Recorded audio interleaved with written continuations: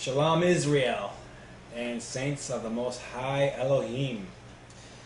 Today we're going to talk about with Scripture to prove with Scripture that the so-called African American black man today in this country, home of the slave and land of the free, we're in fact black skinned, and we're going to go through a couple of books to do that.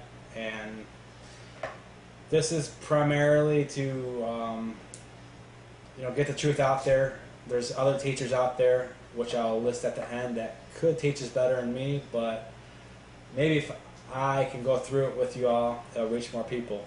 This is mainly for the Christians, the white Christians. If they can understand this, and that this book is actually the heritage of the Israelites, and this book is all about the Israelites, and if you know who they are, you will understand the Bible better, and you will understand that what you've been, in fact, worshiping are pagan influences under the guise of Christianity. A lot of Christians think that the Roman Catholics, the Roman Catholicism, actually wears the mask of Messiah, but actually a lot of these denominations in the Christian religion actually have many pagan attributes to what they worship, and chiefly being Jesus. The Greek god Zeus was Hellenized into the Greek scriptures. They Hellenize it. You can call him Jesus. So you're actually paying tribute to their gods. So that's why, that's a whole different another lesson. I'm not going to cover that now, but that's why it's very important to know this truth, and it's nothing racist at all. It's anything but that. This is to get the truth, because the scripture does say that in the last days knowledge will be increased. Now, I'm not talking about cameras and video games and all that. Knowledge and what the Bible considers knowledge, the truth about scriptures, and the truth about the Most High Elohim, Yahuwah, and his Messiah, his son Yeshua. So let's get started. Let's open up the scriptures to Genesis chapter 10. Genesis chapter 10 and verse 1. We'll start there. Genesis 10 verse 1. Okay, so Genesis 10 is after the flood, after Yahuwah destroyed the world and just obliterated the world, killed off everybody, because he left a record of judgment with the flood, that he don't tolerate sin. So this picks up after the flood with Noah and his sons and their wives, 8 people coming off the ark. And the sons of Noah, okay? So now these are the generations of the sons of Noah, Shem, Ham, and Japhet. And unto them were sons born after the flood. The sons of Japhet, Gomer, and Magog, and Madai, and Javan, and Tubal, and Meshech, and Tiraz. And the sons of Gomer, Ashkenaz, and Raphath, and Tomagarma. Now what's interesting is that let me just go on. Verse 4. And the sons of Javan, Elisha, and Tarish, and Kittim, and Dudadim. By these, the sons of Japhet, by these were the isles of the Gentiles divided by their lands, everyone after his tongue, after their families, in their nations. Now the sons of Japhet were the isles of the Gentiles created, the European people. In a lot of other Bible versions, like the NIV or even Jehovah's Witness Bible, they won't say the isles of the Gentiles. They'll say isles of the mariners, isles of the coastline people, or isles of the nations, but not Gentiles. And they confuse you. They're distorting the truth, because the Gentiles is a concept. It's important to have that they're the European people, because they're also spoke a lot in the so-called New Testament, and you got to understand that it's the Gentiles we're talking about, from the Japhet. Let's see, the sons of Japhet, Gomer, and Magog, and Madai, and Javan. We know already Javan, they're the Greeks. Magog, they're the Russians, and so on. Okay, and verse 3 it says, The sons of Gomer are Ashkenazi. Those are the Ashkenaz Jews that are fraudulent in Israel right now, claiming to be the true Israelites. They're not. And the Ashkenazi Jews are the frauds, and that's where we get the Nazi party. But that's a whole different lesson right there. So, moving on. Verse 5. And by these were the isles of the Gentiles divided in their lands, everyone after his tongue, and their families and their nations. And the sons of Ham, Cush, and Merizam, and Phut, and Canaan. Well, Cush, they're known as the Ethiopians, and Mizraim, the Egyptians, Phut, the Libyans, and Canaan, we know they're in Northeast Africa, and we know that Canaan would eventually go and live in the land promised to Israel. So we know Ham are the Africans, and Japhet are the Europeans. Okay, now go to verse 21. Unto Shem also, the father of all the children of Eber, the brother of Japhet the elder, even to him were children born. So we got Shem, the father of Eber, and Eber is the father of all Hebrews. That's why he's mentioned right now in this verse, right away. He was the first Hebrew. Verse 22. The children of Shem, Elam, and Ashur, and Aphaxad, and Lud, and Aram. The children of Aram, Uz, and Hul, and Gether, and Mash. And Aphaxad begat Shelah, and Shelah begat Eber. Eber is the great-grandson of Shem, father of the Hebrews. And unto Eber were born two sons. The name of one was Peleg, for in his day the earth was divided. And his brother's name was Joktan. So in Peleg's day was the nations divided. That's referring to the Tower of Babel when Yehovah scattered the languages and confused the languages, creating the 75 other ones. So what we should take from this is that between these three people, Noah's three sons was the entire earth populated, and from these three people where all the nations come from, every single one. So we got Japhet, the father of European nations, or the Isles of the Gentiles. Ham, the father of the African nations, and Shem, northern Africa, and the Middle Eastern peoples. So keep that in mind. All right, now go to Genesis, the 25th chapter. Genesis, the 25th chapter. Moving on.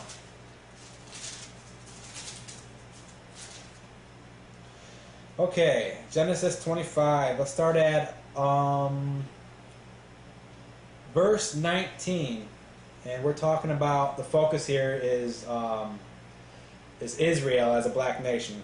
So, and these are the generations of Isaac, Abraham's son. Abraham begat Isaac. And Isaac was 40 years old when he took Rebekah to wife, the daughter of Bethuel, the Syrian, of Padan-aram, the sister to Laban the Syrian. And Isaac entreated Yahuwah for his wife, because she was barren, and Yah was entreated of him, and Rebekah his wife conceived.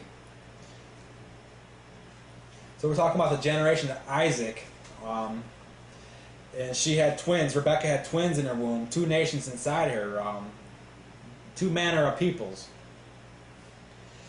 And Yahuwah said unto her, two nations are in thy womb, and two manner of people shall be separated from thy bowels. And the one people shall be stronger than the other people, and the elder shall serve the younger. And when her days to be delivered were fulfilled, behold, there were twins in her womb.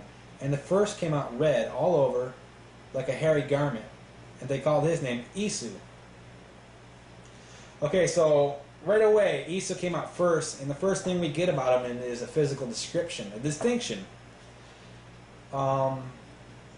So the first thing we know about Esau, he was red.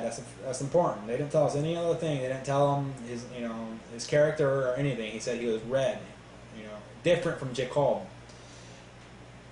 And after his brother came out, and his hand took hold of Esau's heel, and his name was called Jacob. And Isaac was 80 years old when she bare them. So Jacob was not given a physical description. The first difference here mentioned with Esau from Jacob was physical. They looked different. Esau was red all over. So however you want to imagine that, do it in your mind. So see, red to the Hebrews is relative to the nation they come from. So red might be different to the European whites, or the red might be different to the Hamites, who are the African nation. It's relative where you come from. So keep that in mind. But the important thing out here is Jacob did not come out looking like his brothers. The scriptures let us know that Israel, because Jacob was the father of Israel, through his 12 sons would the 12 tribes of Israel be formed when they went into captivity in Egypt, when Yahuwah would raise them up there. But the scriptures let us know that Israel was likened to one nation, and this is throughout the entire scriptures, that it's one nation they looked like. And if you could historically pinpoint what the nation looked like, which was Egypt, they're likened to Egypt. If you can historically pinpoint what Egypt looked like, you should have no problem pinpointing what Israel historically looked like. And we know that the Hamites they came from the Hamites. The ancient Egyptians were actually black. They had black skin. So that we're gonna show you right now. I'm gonna show you some evidence that prove ancient Israelites and ancient Egyptians were in fact black.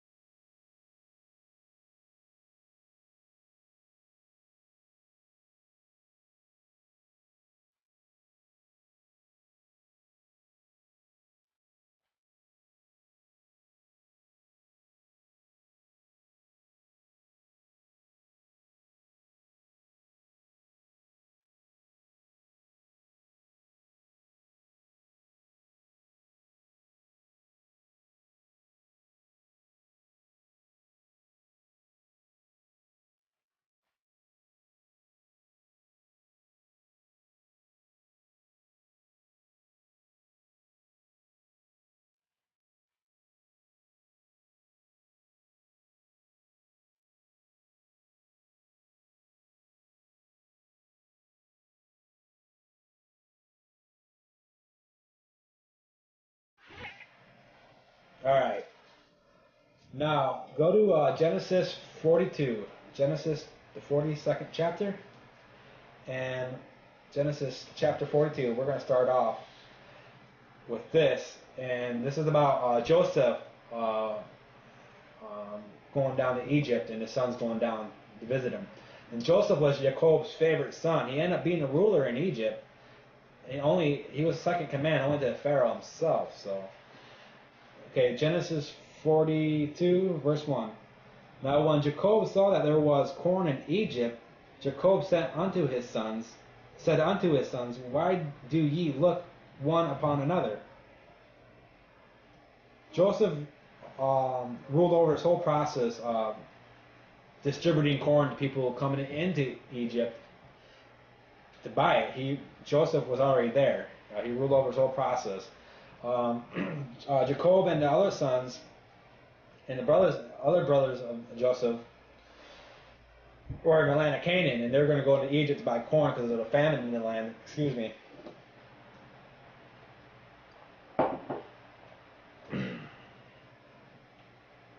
And Jacob said, Behold, I have heard that there is corn in Egypt. Get you down thither, and buy for us from thence, that we may live and not die.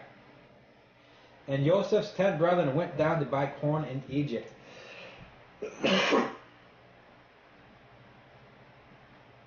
And Joseph was a governor over the land, and it was that sold to all the people of the land. And Joseph's brethren came and bowed down themselves before him with their faces to the earth. And Joseph saw his brethren, and he knew them, and made himself strange unto them, and spake roughly unto them. And he said unto them, Whence come ye? And they said, From the land of Canaan to buy food. And Joseph knew his brethren, but they knew him not. They knew not him.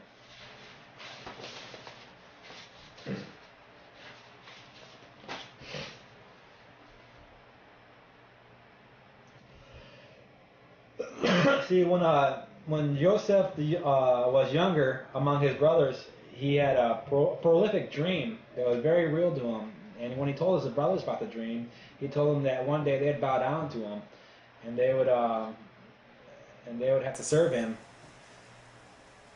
And it was a serious dream. His brothers did not like that, and because when he told his dream to them, when they were all in the land of Canaan together, they actually took Joseph and sold him away because they're jealous of him, and they sold him into the land of Egypt.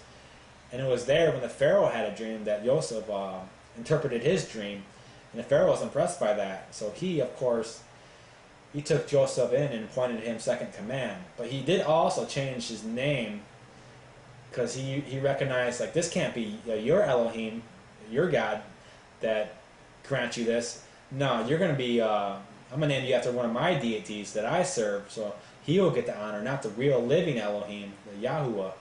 So Joseph's name was turned, but that's another lesson right there. Okay, so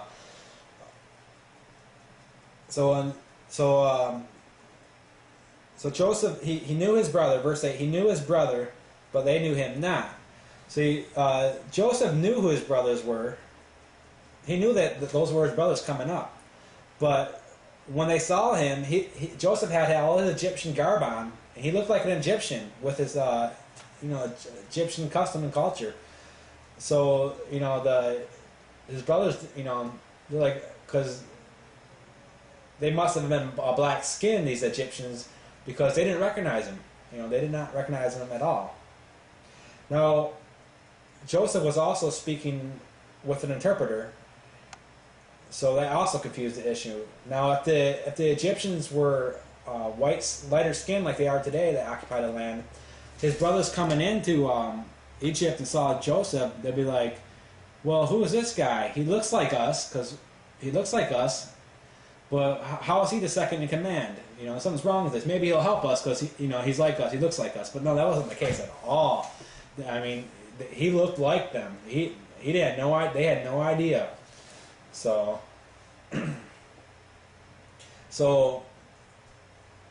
people think the light-skinned people in Africa today were actually their ancient Egyptians. It was not. After the false prophet Muhammad rose up with his false religion, Islam, they came and conquered and converted the Egyptians into Islam. So the whole northern part of Africa they took control of, actually. So Joseph, if Joseph looked like an Arab, then when his brothers came before them, they would have questioned it hard. So, verse 21. And they said to one another, this is the brothers that came into Egypt, we are verily guilty concerning our brother, and that we saw the anguish of his soul when he besought us, and we would not hear. Therefore is this distress come upon us. And Reuben answered them, saying, Spake I not unto you, saying, Do not sin against the child, and ye would not hear? Therefore, behold, also his blood is required. And they knew not that Joseph understood them, for he spoke unto them by an interpreter. So they're talking this whole time, saying, they're talking loud, not thinking Joseph could understood them, but Joseph did. He was tricking them, not because he knew who they were, not to give himself away. He acted like, I need this interpreter to speak to him because I don't understand these Hebrews. But he understood both Egyptian and Hebrew, but his brothers did not know the whole thing. So the point here is that if so we know historically the Egyptians were black skinned. So just by this situation, we know also that the true Israelites were black skinned. they would not they would have known something was up with Joseph. They wouldn't have recognized him. You know, they fit right in. They totally went over their radar. Okay, that's the point there. So let's go on now. Let's move on this lesson. Let's go to let's go to Exodus, the 2nd chapter. Exodus, the 2nd chapter.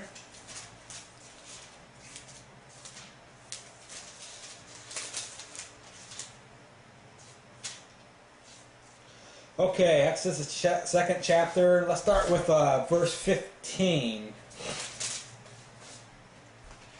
Now when Pharaoh heard this thing, he sought to slay Moses, but Moshe fled the face of Pharaoh and dwelt in the land of Midian, and he sat down by a well. Now the priests of Midian had 7 daughters, and they came and drew water and filled the troughs to water their father's flock. And the shepherds came and drove them away, but Moshe stood up and helped them and watered their flock. And when they came to Reuel, their father, he said, How is it that ye are come so soon today? And they said, An Egyptian delivered us out of the hand of the shepherds, and they also drew water enough for us, and watered the flock. Okay, so now we got Moshe leaving. He left Pharaoh for a while. This is the time he left Pharaoh. He went to his land, Midian. And he came across 7 daughters that identified him as an Egyptian. They thought he was an Egyptian because the Egyptians we know were black. But he was actually an Israelite. So what's that tell you? They told their father, and they said, An Egyptian delivered us out of the hand of the shepherds, and also drew water enough for us and watered the flock. So we know right there, another evidence in Scripture that Israelites were in fact likened unto the Egyptians, were black-skinned. Alright, let's go to Exodus. Excuse me, guys. Let's go to Exodus, the 4th chapter, Exodus 4, verse 1. And Moshe answered and said, But behold, they will not believe me, nor hearken unto my voice.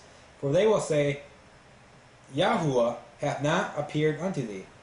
And Yahuwah said unto them, What is it in thy hand? And he said, A rod. And he said, Cast it on the ground. And he cast it on the ground, and it became a serpent. And Moshe fled from before it. And Yahuwah said unto Moshe, Put forth thine hand, and take it by the tail. And he put forth his hand, and caught it, and it became a rod in his hand. That they may believe that Yahuwah, Elohim of their fathers, the Elohim of Abraham, the Elohim of Isaac, and the Elohim of Jacob, hath appeared unto thee. So where do we know this from? This touch the rod and it turns into a serpent. We know that from 2 movies, the 10 Commandments and that animated one. And we know that was supposed to be a sign that the Almighty Most High was in fact their God. Now, and Yah said furthermore unto him, Put now thy hand into thy bosom. And he put his hand into his bosom. And when he took it out, behold, his hand was leprous as snow. And he said, Put thy hand into thy bosom again. And he put his hand into his bosom again. And he plucked it out of his bosom, and behold, it turned again as his other flesh. Okay, so here we have what kind of sign would it be if you're a white person and Yahuwah says put your hand in as a sign and it'll turn white? And what sign is that going to be? No one's going to believe that. People will be like, well, your hand must have been blocked from the sun too long, and it's, you must not have got enough sun or whatever. No, it's a sign because he's a black skin, and that's incredible. You put your hand in your shirt and pull it out, it's white as snow. Now that's a sign to behold. So, his hand for sure became white, and that was a sign. The 10 Commandments don't. That movie 10 Commandments, where you recognize the first sign from, the snake, does not have this sign. I wonder why. Because Charleston Heston was portraying Moshe, a white person, and it wouldn't be believable. But the scriptures tell us that he had been black, for this to have been a sign. Okay, the truths, brothers and sisters, the truths in the word of the Most High. We're not to go off of what man thinks, but we're supposed to go off of scriptures. Okay, so just that alone. Let me read that again. And he said, "Put thine hand into thy bosom again." And he put his hand into his bosom again, verse 7, and plucked it out of his bosom, and beheld, it turned again as his other flesh. So he put it back in, and turned back as his other flesh, which was dark. Okay, brothers and sisters, this is clearly, if you can't see this, there's nothing I can do for you. But stay with me now, stay with me. Let's go to Numbers chapter 12. Numbers, the 12th chapter. Okay, this is about Miriam and her and Aaron, who spoke against Moses for having married an Ethiopian, a black person. Okay, so chapter 12, verse 1, and Miriam and Aaron spake against Moshe, because of the Ethiopian woman whom he had married, for he had married an Ethiopian woman. And through other scriptures, you'll learn that Miriam was also a prophetess. And they said, hath Yahuwah indeed spoken only by Moshe? Hath he not spoken also by us? And Yahuwah heard it. Now the man Moshe was a very meek, and above all men which were upon the face of the earth. So Moshe, being a meek man, he probably didn't write verse 3. Joshua probably filled that in later, because being a meek man upon all the face of the earth, wouldn't you write that about yourself? But anyways, and Yahuwah spake suddenly unto Moshe and unto Aaron and unto Miriam, come out ye there unto the tabernacle of the congregation. And they three came out. And Yahuwah came down in the pillar of the cloud, and stood in the door of the tabernacle, and called Aaron and Miriam, and they both came forth. And he said, hear now my words. If there be a prophet among you, I, Yahuwah, will make myself known unto them in a vision, and will speak unto them in a dream. My servant Moshe is not so, who is faithful in all my house. With him will I speak mouth to mouth, even apparently, and not in dark speeches. And the similitude of Yahuwah shall he behold. Wherefore, then were ye not afraid to speak against my servant Moshe? So Yahuwah was asking him, why weren't you afraid to speak? Why were not afraid to speak against my servant Moses? Why did you have issue with who he married? Why are you getting out of line? He's meek, And the anger of the Yahuwah was kindled against them, and he departed. And a cloud departed from off the tabernacle, and behold, Miriam became leprous, white as snow. And Aaron looked upon Miriam, and behold, she was leprous. Okay, so we know that back up in verse 1, we know that Moshe married the Ethiopian, and we know Ethiopians were black.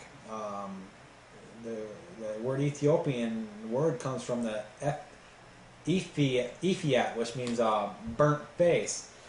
So when Yahuwah made Miriam leprous, white as snow, if she was white, why wouldn't he just turn her black, the same color of the woman she was mocking? Why wouldn't he just turn her black? But no, she was black, and she was mocking Moses' wife for another reason besides her color, because she was not part of the tribe, maybe, or something. But the Lord was kindled, his anger was kindled against her, because he went against his meek servant Moses for reasons that were uncalled for. It had nothing to do with it, just because his wife was not an Israelite meant nothing. But she took issue with that, Miriam did. So the Lord, his anger was kindled against, and Aaron, his anger was kindled against. So he made Miriam white as snow. Verse 11, and Aaron said unto Moses, Alas, my master, I beseech thee, lay not the sin upon us, wherein we have done foolishly, and wherein we have sinned. Let her not be as one dead, of whom the flesh is half consumed when he cometh out of his mother's womb. And Moshe cried unto Yahuwah, saying, Heal her now, O Elohim, I beseech thee. And Yahuwah said unto Moshe, If her father had but spit in her face, should she not be ashamed 7 days? Let her be shut out of the camp 7 days, and after that let her be received again. So we know that from this, leprosy is the only skin color curse in the scriptures. Now, this is an important chapter right here, because a lot of sects in Christianity say that black was a curse. But that's nowhere in scriptures. You can't verify or prove that. That's ridiculous. But we see over in this that leprosy is a curse. White skin is a curse. So let's get this right, brothers and sisters. So if the Father put this in His Word, it's important. This rebuke is important on many levels. It's deep here. Okay, so why was Miriam turned black? I mean, why wasn't she turned black? Because she was already black. That's why. Yahuwah didn't turn her black because she was white. She was already black. He turned her white because she was already black. That's why. He didn't turn her black because she was black. If she was white, he would have been a... if she was white, it would have been a good curse to be turned black, like the Ethiopian woman, right? So if she was white, it would have been a good curse to turn her black, like the Ethiopian woman she had issue with. So that's that, brothers and sisters. Okay, so let's go to Acts 21. Acts 21, in the so-called New Testament. All right, 21. Acts, the 21st chapter. Let's start off at verse 36. 36. For the multitude of the people followed after, crying, Away with him! And as Paul was led into the castle, he said unto the chief captain, May I speak unto thee? Who said, Canst thou speak Greek? Are not thou that Egyptian, which before these days madest an uproar, and leddest out into the wilderness 4,000 men that were murderers? But Saul said, I am a man which am a Hebrew of Taurus, a city in Cilicia. Sorry about that. A citizen of no mean city, and I beseech thee, suffer me to speak unto the people. So right there,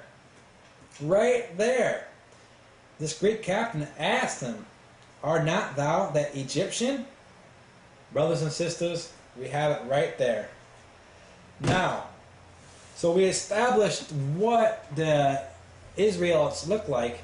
We can pinpoint where they are today. I'm not going to get into his lessons, but take your King James Version Bible, open up to Deuteronomy chapter 8. And there's about 70 verses. Read all the verses and ask yourself, who can these people be? You can pinpoint them today. There's not one nation, one peoples today, except one that could fit that description. And they are the so-called African Americans in America and scattered around the world. Any oppressed people like that,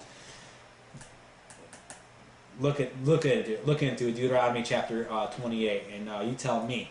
Okay. Hey, thanks for staying with me. This is Mozart mostly sticking up for the nation of Israel, Shalom Israel, and the saints of the Most High God, the Most High Elohim. And I'll see you guys down the road.